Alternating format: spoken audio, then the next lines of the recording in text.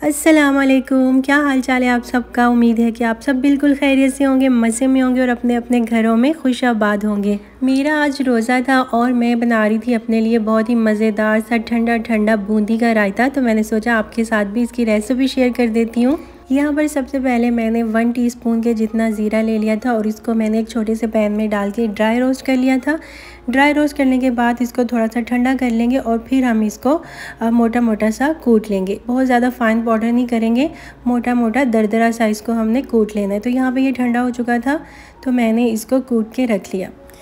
Dry roast करने से ज़ीरे की जो खुशबू है वो इतनी ज़्यादा इन्हेंस हो जाती है कि पूरे किचन में भुने हुए ज़ीरे की खुशबू जो है वो फैली हुई है। तो यहाँ पे हमें चाहिए होगी हाफ़ कप के जितनी बूंदी।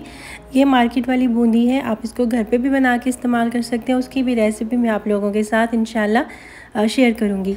मेरी आज घर पे बनाने की हिम्मत नहीं हो रही थी, एक तो रोज़ा था और घर के भी बहुत ज़्यादा काम थे, तो इसलिए मैंने मार्केट की यूज़ की है। यहाँ पर हम इसको आधा गिलास पानी डाल के गर्म पानी यूज़ किया है मैंने। इसको 10 मिनट के लिए भिगो देंगे, बहुत ही जल्दी ये सॉफ्ट हो जाती है। बूंदी को भिगो के रख दिया है। अब यहाँ पर हम एक खुले बर्तन में 2 कप भर के दही शामिल कर लेंगे।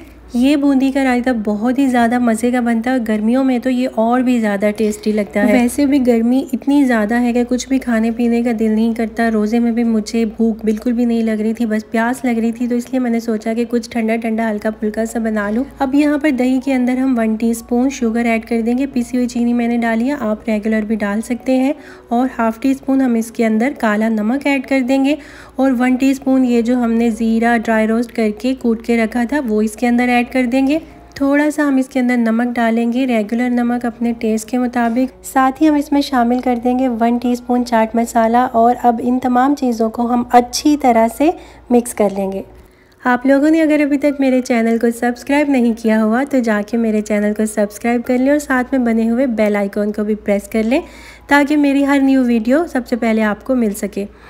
तो अब यहाँ पर हम इसको थोड़ा सा पतला करेंगे। उसके लिए मैंने इसके अंदर ठंडा पानी डाला है। आप पानी की जगह इसके अंदर दूध का इस्तेमाल भी कर सकते हैं। अच्छा, यहाँ पर मैंने एक स्मॉल साइज़ की प्याज ले ली थी और उसको मैंने इस तरह से लच्छों में काट के ठंडे पानी के अंदर भिगो के रख दिया था। ठंडे पानी में भिगोने से आपके जो प्याज की कड़वाहट होती है वो भी चली जाएगी और ये बहुत ही क्रंची सी हो जाएगी। तो इसको हम दही में शामिल कर देंगे। साथ ही हम इसके अंदर शामिल कर देंगे 2 बारीक कटी हुई हरी मिर्चें। बच्चों के लिए बना रहे हैं तो मिर्चों को आप स्किप भी कर सकते हैं। और मैंने थोड़ा सा अब इसके अंदर ऐड कर दिया है बारीक कटा हुआ हरा धनिया और पुदीना।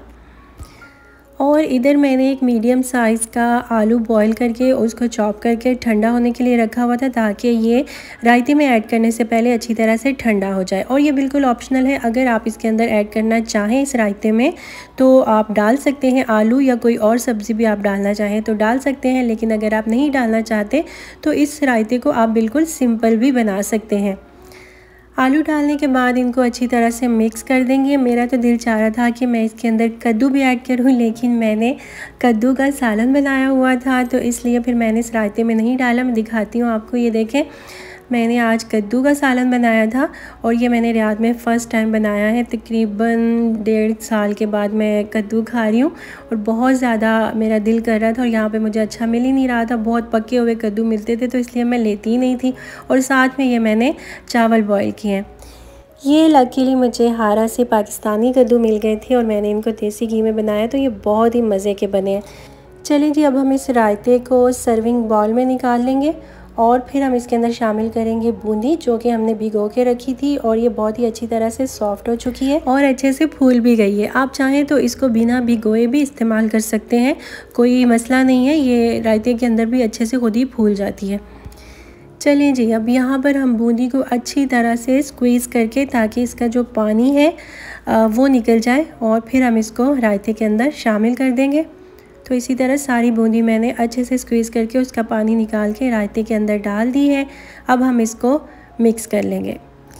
तो बस यहाँ पे तैयार है हमारा बहुत ही मज़ेदार सा ठंडा ठंडा बूंदी का रायता। आप इसको पुलाव के साथ या किसी भी सालन के साथ सर्व कर सकते हैं।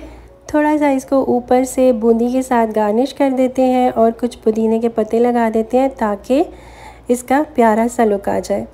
बहुत ही इजी, बहुत ही सिंपल और झटपट में ये रायता बन के तैयार हो जाता है और बहुत ही मज़ेदार ये रायता अब बनता है। आप भी इस रेसिपी को ज़रूर ट्राई कीजिएगा। किसी भी सब्ज़ी, सालन या चावलों की किसी भी डिश के साथ आप इसको सर्व कर सकते हैं या फिर आप इसको ऐसे भी खा सकते हैं। और वैसे भी इस गर्मी के मौसम में दही को हमें अपनी डाइट में ज़रूर शामिल रखना चाहिए। चलिए, ये तो थी आज की रेसिपी। अगर आपको अच्छी लगी हो तो लाइक और शेयर ज़रूर कर दीजिएगा। अपना ढेर सारा ख्याल रखिएगा और मुझे दुआओं में याद रखिएगा।